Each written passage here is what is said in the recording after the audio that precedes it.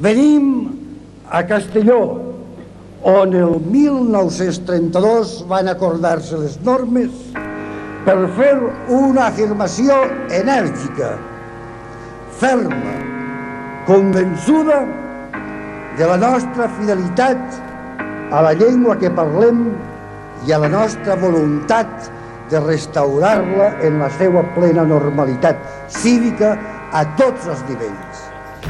Sempre hi ha un bon motiu per anar a Castelló. Aquest 15 de desembre tenim un bon motiu: acudir a la manifestació convocada per Castella per la Llengua. En un món globalitzat necessitem aprendre moltes llengües, però hem de començar pel valencià.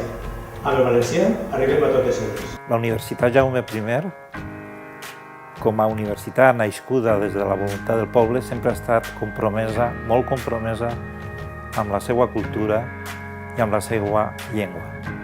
Per això, et demanem que te sumes a la manifestació del dia 15 per la nostra llengua, pel català.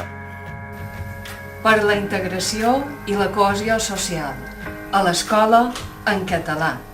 Enllaçats ara més que mai.